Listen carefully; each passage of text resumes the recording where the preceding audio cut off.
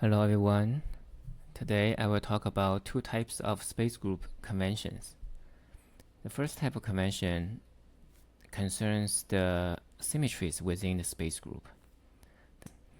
The second type of convention concerns the transformation of the ABC vectors of the crystal with respect to a global coordinate system. Let's go into some concrete examples for the first group of conventions.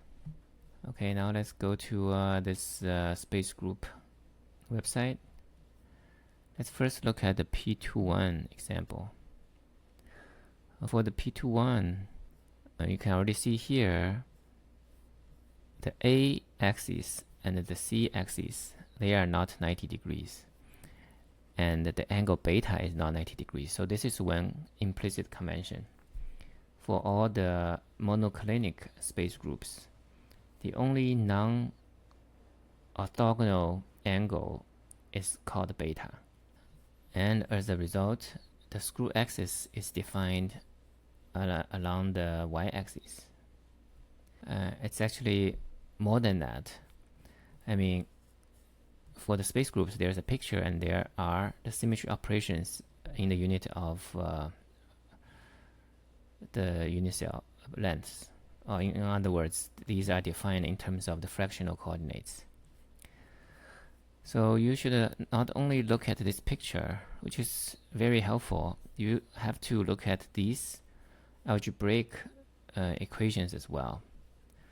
So you can see here, obviously, the first one is identity and the second one is a screw operation along the y direction, or in other words, along the b direction, because y has been shifted by half. More importantly, you can see that there's no offset in the x bar and the z bar. Here x bar and z bar means minus x and minus z. Since there's no offsets, it all tells you this axis is this y screw axis passes through the origin. So which one it is, because there are so many of them, actually the unit cell is this whole big box. So it doesn't really matter which one it is. One of them has to go through the origin, which is specified by this operation. Okay, so that is an implicit assumption.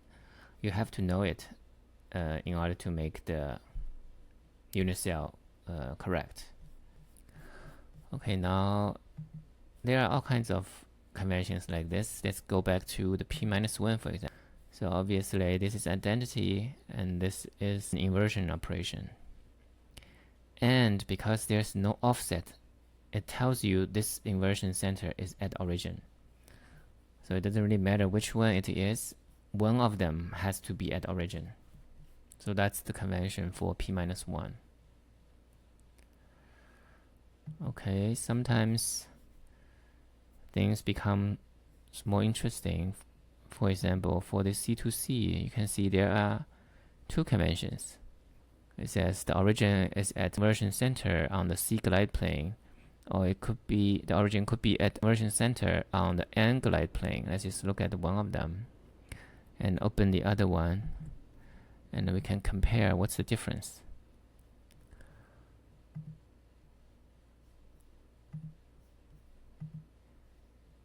So you can see here, the C-axis passes through two full rotations.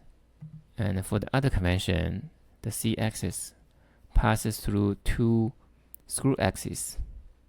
And you can think of it this way.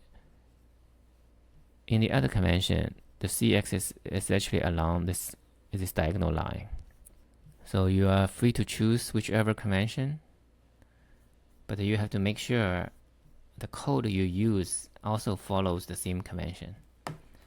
Well, for exercise, you can try to figure out like how this one differs from the previous one. Okay, now let's go back to the second convention, which concerns the relative positioning of the ABC axis with respect to the XY axis.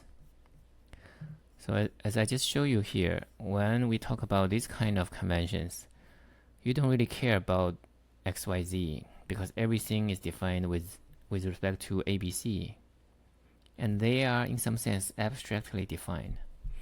But if you work with a real crystal structure, you have to define XYZ. So there is some convention about how to align those ABC and in a global coordinate system. Okay, the convention is basically this. The A-axis is always in the positive X direction, and the B-axis has to be in the XY plane, and it has to have a positive Y component. And the C-axis has to be right-handed with respect to the A and B axis, so that the whole unit cell is right-handed. In other words, it also has to have a positive Z direction. Okay, you can think more into details. You can think through how it works. Hope this is useful information.